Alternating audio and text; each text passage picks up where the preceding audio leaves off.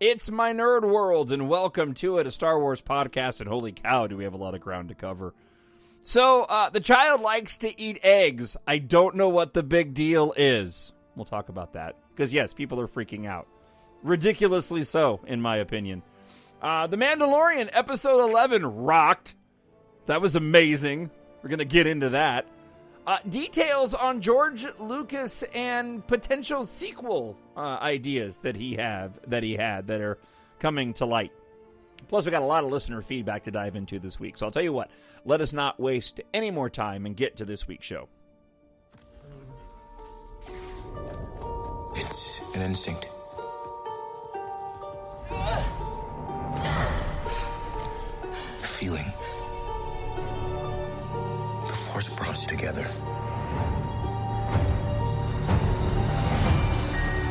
We're not alone. Good people will fight if we lead them. People keep telling me they know me.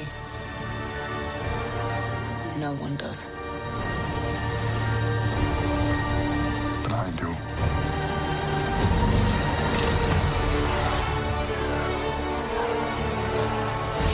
Long have I waited. And now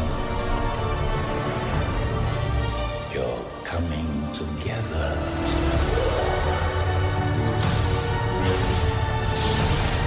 Is your undoing.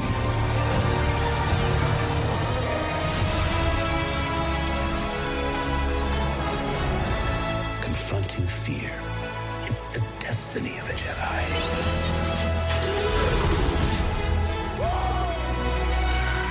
Your destiny.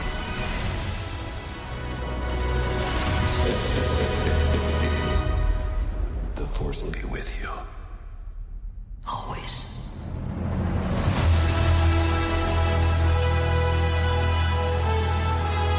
I'm not sure how they would have made it fit, but every time I play that intro, I wish that the Palpatine line of, and now you're coming together shall be your undoing. I wish that had been in the movie, right? One of my favorite moments from The Rise of Skywalker is there at the end when we get the semi-slow motion muted battle sequence when Palpatine is taking his last shot at trying to bring Rey over to the dark side, and he's giving his little speech, and we're seeing the Resistance take a pounding on that Star Destroyer.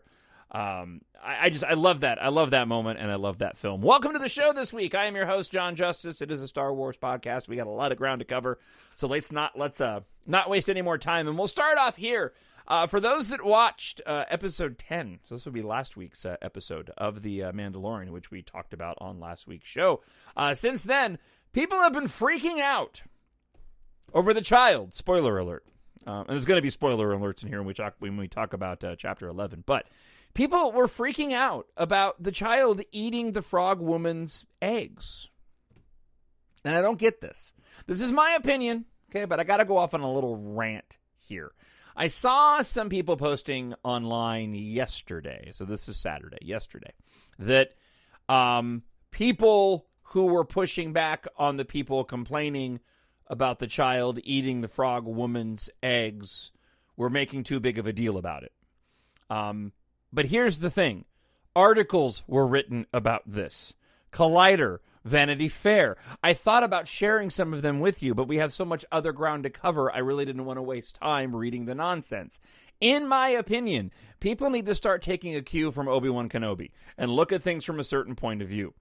Bad and strange things happen. Not everything needs to be comfortable. Sometimes things can be uncomfortable. And sadly, I think a lot of people seem to have gotten lost on that point. I understand how somebody can make an argument, and everybody's entitled to their own opinion, but this idea that it was wrong to show the child eating this frog woman's eggs because this was the last of her species, I think misses the point. It's not real. The child is a child, isn't thinking in those terms, it is funny if you look at it from a particular point of view. The child ends up learning a lesson in the episode when he ends up eating one of the spider creatures, and they all end up getting chased after. And if you've seen Chapter 11, there is a moment in there where it seems like the child begins to understand these eggs perhaps aren't to be eaten. He actually leans up against the container and sees one of them hatch inside of the blue goo. And then later at the end of the episode, he's playing with a little practical version of a little baby frog in the bowl, right? A little baby frog creature. And he's playing with it, and he's not eating it. He's actually enjoying it. So it's almost as if the child learned something. But beyond that, Star Wars is fantasy. And it's not supposed to always be comfortable. I can begin to bring up countless examples within the Star Wars universe of where you could go and make these same type of ridiculous arguments. I saw somebody prominent within the fandom, like a name that I know who's been on a lot of podcasts, was complaining that there weren't enough women in the room when they were crafting this story. And it's like, did you not watch the credits? There's a ton of women included in the credits. Bryce Dallas Howard, for crying out loud, ended up directing the Chapter 11 episode, and I'm sure she was fine with the story plot point of the child eating the eggs. We're in this world right now, and I don't like the fact that it seems like a lot of people just don't like to be uncomfortable, even though it has no direct impact on their lives. These people don't exist within Star Wars, and I just was scratching my head, and I could not figure out why so many individuals were having a problem, or why it was a big deal to them that the child was eating the eggs. I thought it was funny. It was a cool little thing that, I don't know. I don't understand the fans. Sometimes I really, really don't. We are the spark that'll light the fire that'll burn the First Order down. All right, let's talk a little Chapter 11 before we move on to George Lucas's prequel plans. This was a fantastic episode. I blogged about this at mynerdworld.net. I would encourage you to go and check out my nerd blog. I did a non-spoiler commentary there on the website, so I'm not going to repeat a ton of what I had to say there. But I love the fact that what they're doing in Season 2 in connecting to the previous content and finally building up the mythology and giving us a place where we can start asking questions is exactly what I was hoping that they would do. And there's something about these 3 episodes in Season 2. I really enjoyed Season 1. I've watched every single one of the episodes, the chapters in Season 1 multiple times. But for some reason, these first 3 episodes of The Mandalorian Season 2 has me really clamoring to go back and watch them again. I think I've watched the chase sequence from Chapter 10 of the TIE Fighters and the Razor Crest, and that whole montage is just incredible. I think I've watched that 5 or 6 times already. There's something about this season that's really resonating with me. The action, the story, and definitely the pacing. And again, the addition of other content into this universe. So, I'm not going to go through the entire episode point by point. I don't necessarily or normally do that on the show. I want to provide you more of my instinctive reactions to the episode itself. Bo-Katan, played by Katie Sackhoff. The cartoon versus real life, I think we can all agree it was just spectacular seeing a live-action version of this. And, of course, I will jump immediately to the Ahsoka Tano tease, knowing that in a couple of episodes, because Dave Filoni directs Chapter 14. So he ends up directing the 5th episode in the series. So more than likely, that's when Ahsoka's going to turn up. But the Ahsoka tease, and we're going to find out, will we find out what she's been up to post-Rebels? Or is that going to be saved for later? The last we saw of Ahsoka Tano within the canonical, did I say that right? In the timeline that is canon, was at the end of Rebels when she's joining up with Sabine to do what we believe is go on a search to go find Ezra. Spoiler alert. So, are we going to find out what she's been doing post-Rebels? Did she find Ezra, or is that going to be saved for another show? Will we find out about how the Darksaber ended up in Moff Gideon's hands, or will that be saved for later? We now know that Bo-Katan wants the Darksaber. She wants to reclaim her place in the authoritative line on Mandalore, and she wants the Darksaber. So are we getting that within The Mandalorian, or is that going to be saved for one of these spinoffs we keep hearing about? The yarn of storytelling connectivity. As I mentioned, the Mandalore storyline. This is starting to grow now, right? Is this going to be a separate thread that we're going to pull on, or is this something that they're planting now that we're going to get in an Ahsoka series? There's a timeline that actually works out, too, with the Cassian Andor series going pre the original trilogy that I think could eventually tie into what we're seeing now as well. The Mandalorian and the Child going and meeting a Jedi who is Ahsoka Tano, who is no Jedi. However, right, he's learning more about it. Admits in the episode he doesn't know who the Jedi are, doesn't know much about him. And then, of course, as I mentioned before, we have this Rebels tie-in. And this does play into what we've been told via rumors that perhaps Disney Plus and Disney and Lucasfilm are looking at making a series of live-action films, much in the same way of the same means of Game of Thrones, but instead of a bunch of different storylines in one show, we're going to get a bunch of storylines connected through a series of separate shows. Based off of what they've done so far, I'm cool with that, because I'm really happy with the content that they're providing right now. The popularity of the show without the Jedi Force focus is fascinating to me. And what's fascinating about it is that now we have this expansion and growing popularity of the Mandalorian lore and mythology. This is compelling, and the fans are really getting into it, right? And it could provide what I keep talking about with regard to what Star Wars needs, and that is the ability to have fandom speculation, right? The Mandalorian lore, it mirrors that of the Jedi, so it makes sense that people would be gravitating towards it in the absence of having a main Jedi storyline, right? The armor and the weapons were originally created to counter the Force power that the Jedi have. They don't have the Force power, but they have this Beskar armor that can withstand, right, a lightsaber. They have their gauntlets and the weapons that they've created and the technology within their helmets that they can use to fight back against these powerful wizards. And with that, you have a darkness and a light element, right? That largely depends on your point of view. The bad guys within the Mandalorian lore don't really think of themselves as bad guys, and the good guys think of themselves as good guys, while the bad guys think that they're bad guys. Sounds a lot like the Jedi.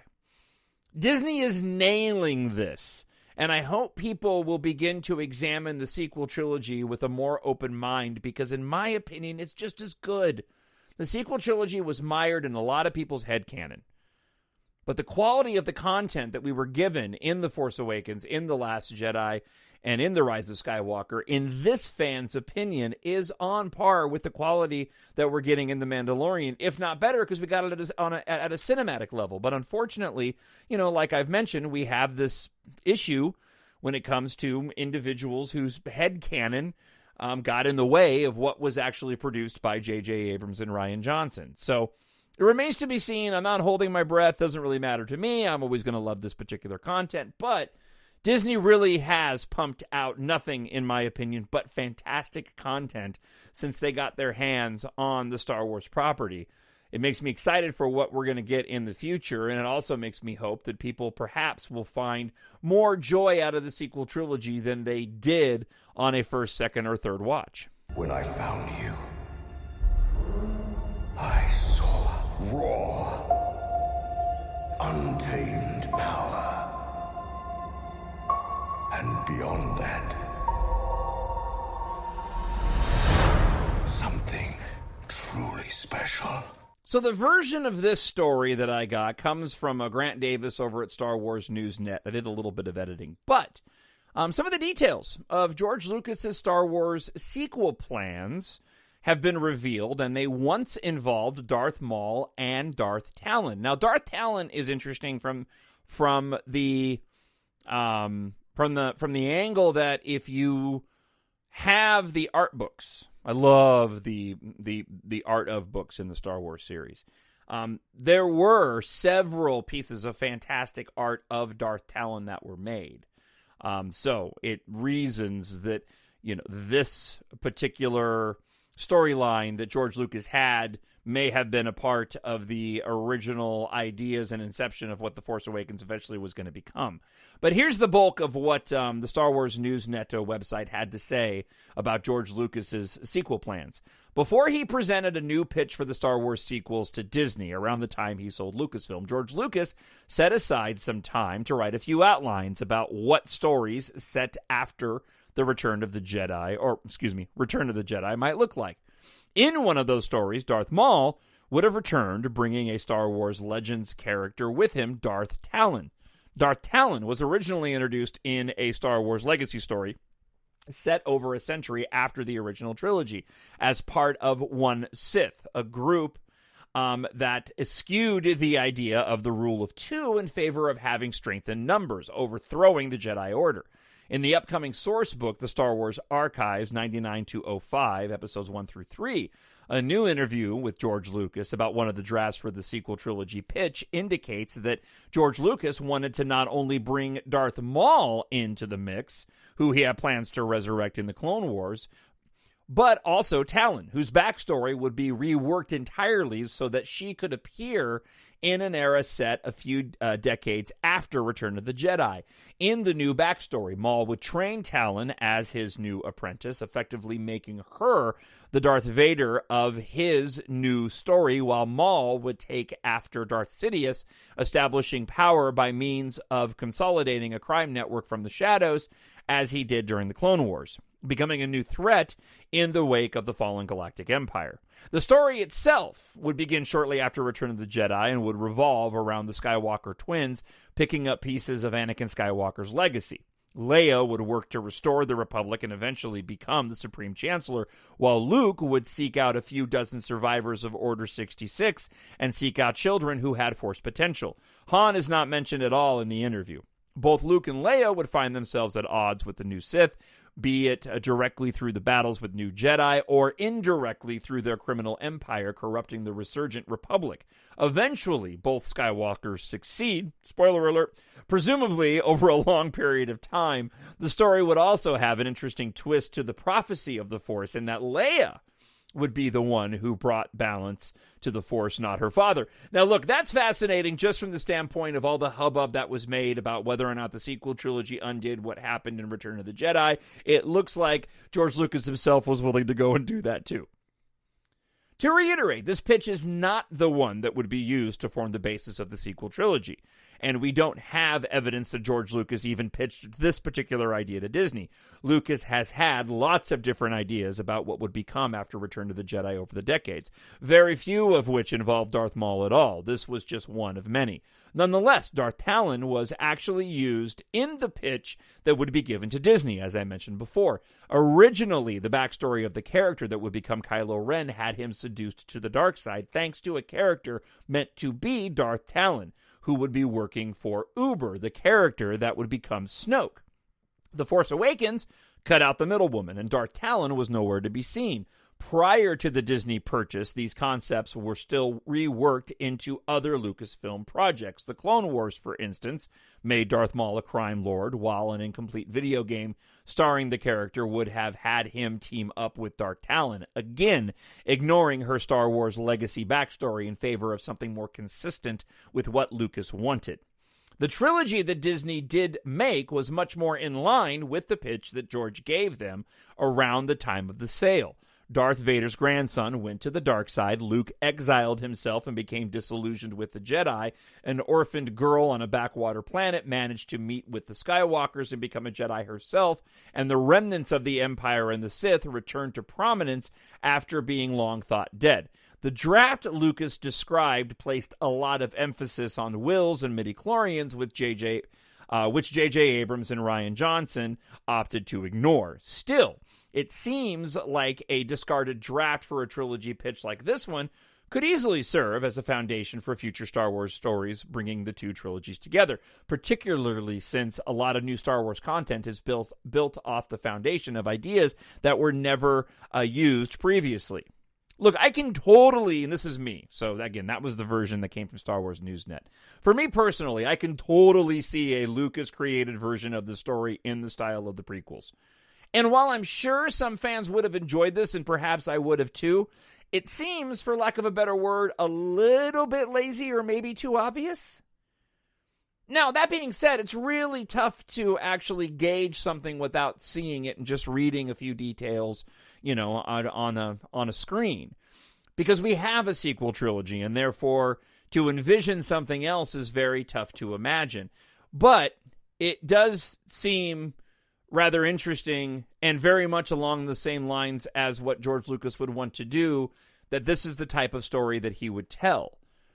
And I'd be curious to see, I am curious to know what you think about this particular idea.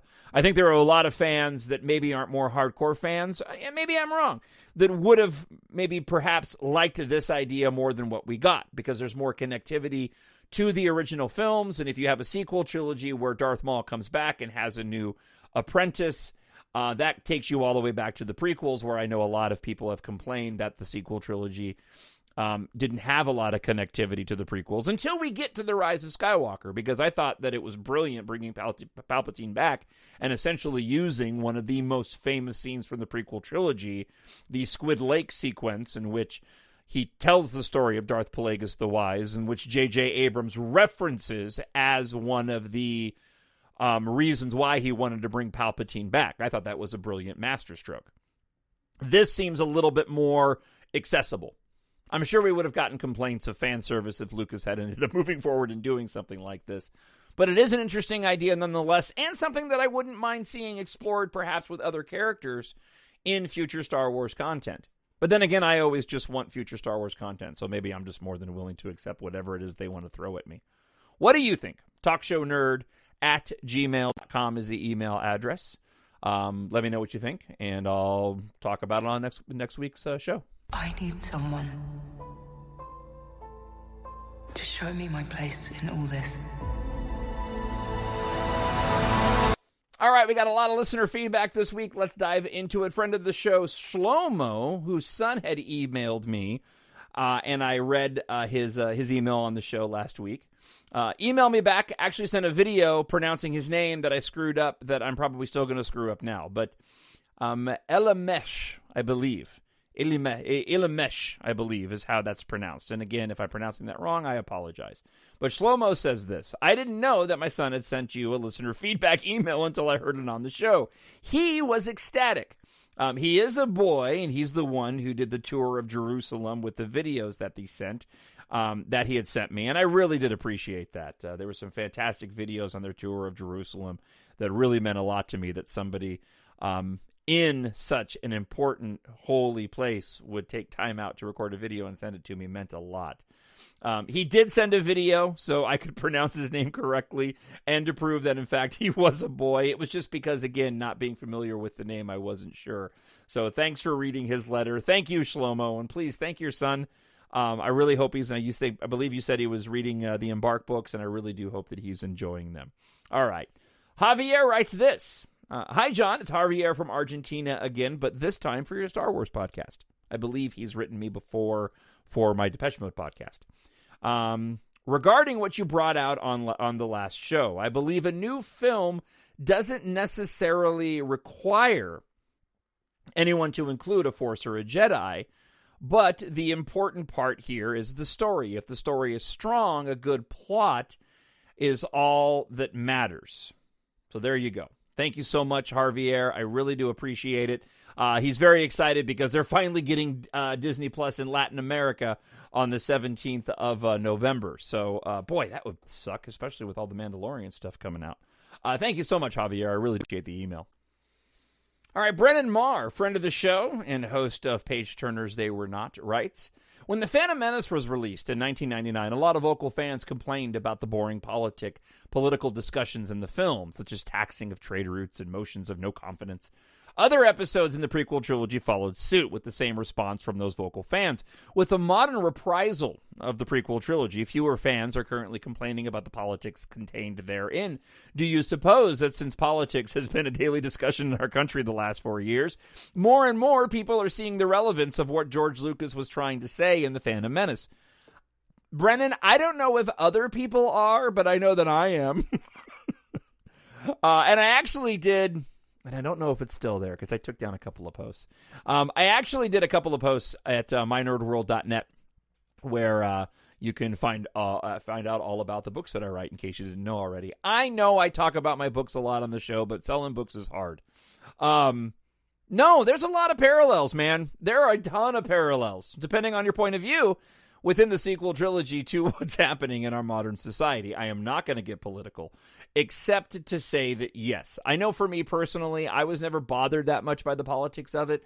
Being a news talk show host, it kind of comes with the territory, so it didn't bother me, and I actually appreciated it. I have not personally heard of anybody who has been making those connections, but I know that I have, and it really does speak to the genius of what George Lucas created with his Star Wars stories and the storytelling that he did, because a lot of it does mirror modern life, and we tend to repeat history, good and bad, over and over again. All right, a friend of the show and my sister, Brianna, writes this. I am ashamed to say, as your sister, that I just listened to my first podcast of yours. It was amazing. Not that I expected anything less. You're too sweet. I just don't listen to podcasts. I was entertained, and I learned a lot more about The Mandalorian, which we are enjoying immensely. Freddie, a month shy of being 7 years old, asked if I would put your podcast on the iPod for him to listen to in the car. We really enjoyed the most current episode of The Mandalorian. Baby Yoda, I know the child, was cracking us up eating those frog legs. Yes, because it was funny. That's why you laughed. And we loved the appearance of the X-Wing fighters, right? May the Force be with you and also with you. We laughed out loud at that. Keep up the great work, brother, Brianna. Love you, Brianna, and thank you so much. I'm glad that you and your son are enjoying the show. All right, friend of the show says this, T.E. I don't think it's that the fandom isn't into the Jedi lore as much as other aspects, but that Rogue One and Mando are safe viewing. Interesting. I don't mean that as a dig, but Rogue One is built entirely on the iconography of the original trilogy, mostly just a new hope for fans to feel safe and cozy. The entire film is built on addressing a longtime fan talking point about the weakness of the first Death Star. Rogue One is 2 hours of fan service. That's neither good nor bad. Rogue One and Mando aren't continuing the saga story. They don't come with the insane amount of built-in expectations of the saga stories. Fans aren't looking to pick them apart for breaking lore or ruining characters. Now, T.E., I agree with you. However, I do find it interesting that has the potential to happen. The Clone Wars is so loved by a certain segment of the fandom. Don't get me wrong, I love it too, but for a lot of people, the Clone Wars is their first Star Wars, in as much as the original trilogy was mine and so many of you listening. The bringing in of those Clone Wars elements and Bo-Katan and the Darksaber, it'll be interesting to see how the fandom reacts. So far, everybody's been positive with it, but they are kind of cracking the door open. And I think Ahsoka's going to be the linchpin. They got to nail Ahsoka in the Mandalorian series.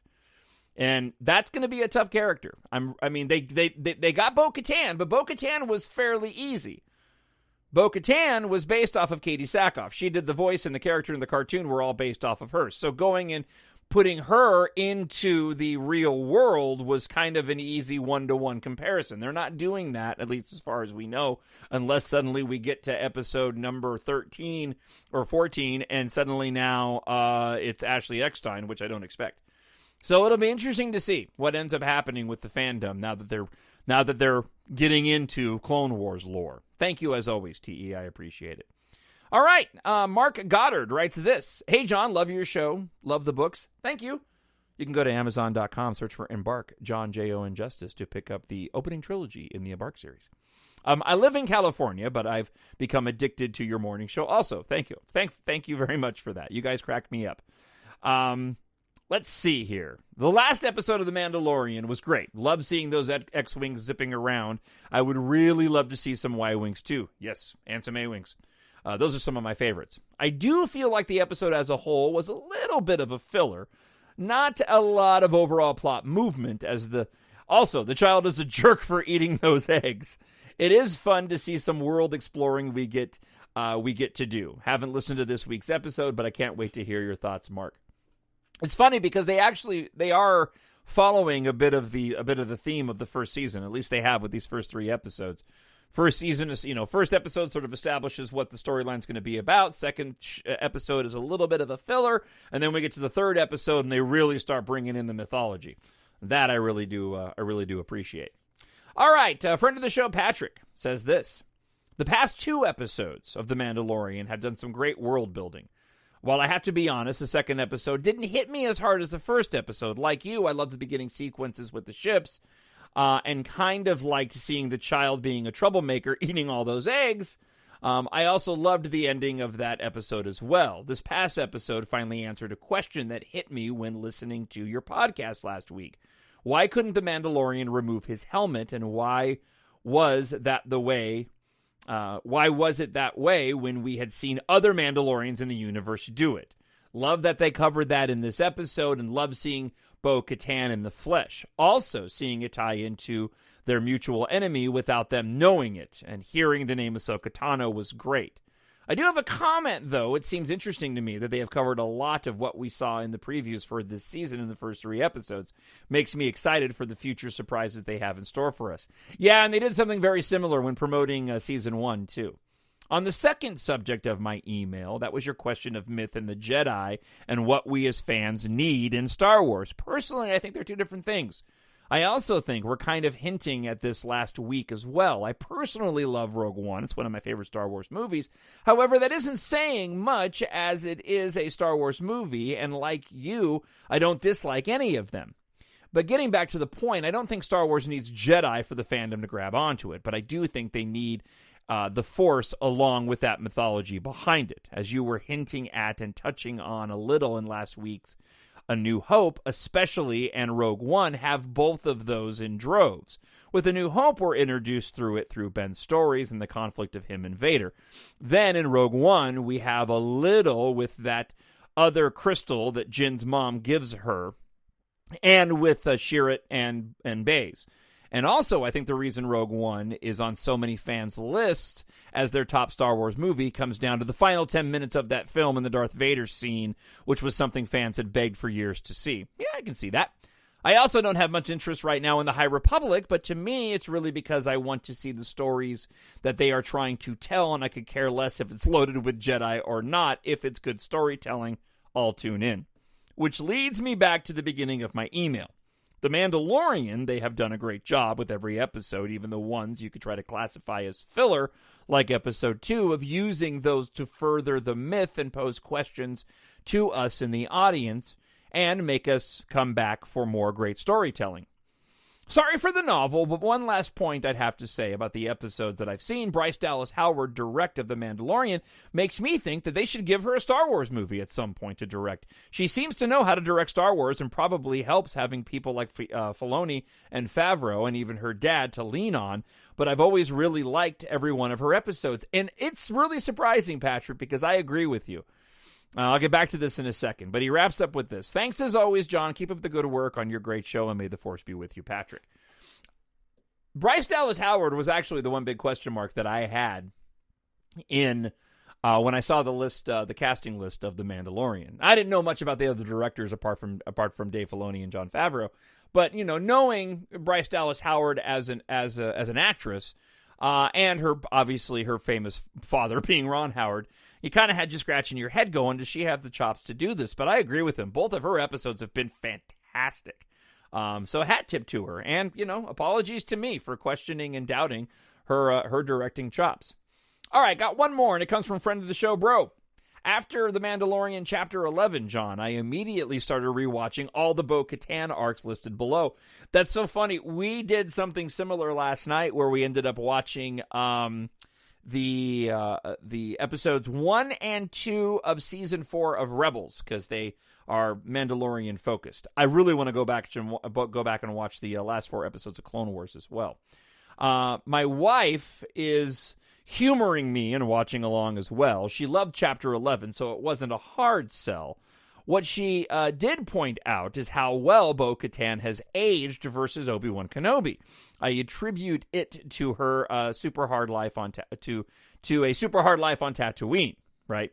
2 sons, no galactic sunscreen. You lived in Tucson, which is close in the summer, and a good measure of post-traumatic stress from all the experiences and losses he had. Qui-Gon Jinn, Anakin, right? Which brings me to another question I had for you.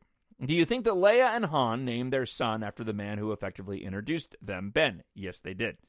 That's kind of a rad homage to Kenobi, in my opinion. Yes, it was. Lastly, I think we're in for a journey to find Ahsoka. I think it'll be too easy for her to just be waiting at the spaceport. Favreau and Filoni have us hooked.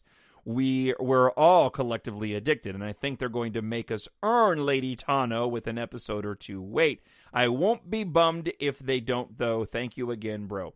Yeah, and like I mentioned before, with Dave Filoni directing the 4th or 5th episode, no, it'll be the 5th episode in season 2, and the fact that we know that that's where he's heading, I think it makes all the sense in the world that we're going to see Ahsoka Tano. If not at the end of next week's episode, then certainly in the following week's episode. And holy cow, I can't believe that I got that podcast in less than 40 minutes. That is absolutely amazing. Now, I could take up another 5 minutes promoting my books, but I'm not going to do that except to say, if you have not checked out my science fiction space opera novels yet, please do. It is how you can go and support the show. These are fun stories for all ages, ages 11, 12, all the way up to my father. Love these stories. He's going to love them because he's my dad, but other older people do as well. So if you like science fiction, and you do because you listen to this, and you like Star Wars, and you do because you listen to this, and you like to read, that I don't know, but if you do, definitely take a moment and go and check out my my science fiction space opera series. It is available right now in ebook, paperback, and audiobook. Audiobook runs around $21, but if you buy an ebook for $2.99, each one is available for just $2.99. You get a big discount on the audiobook, narrated and produced by me. Paperbacks are only $11.99 right now. And the book 1. So book 1, EMBARK book 1, and then you have EMBARK, Treasure in Darkness book 2, and EMBARK, The Vanishing War book 3.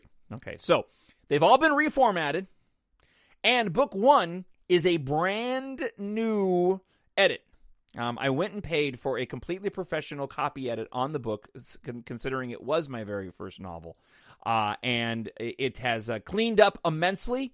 It has been edited down so that the beginning of the story moves relatively faster than it originally did. So if you tried to read book 1 but didn't get through it because you had some pacing issues or editing issues, or if you've never read the books yet, now is the time to go and do so. Book 1 is in its final edition right now with its updated cover and brand new copy edit. So Amazon.com, search for EMBARK, Jon, Jon Justice, or go to mynerdworld.net. If you've picked up the books and haven't left a review, please go and do so. It would mean the world to me. That helps me for future sales. You can just go on there and say, I really enjoyed the book, give it 4 or 5 stars, and be on your way. It would mean the world to me. Or, again, like I said, if you want to support the show, go and pick up any one of the trilogy. You won't be disappointed.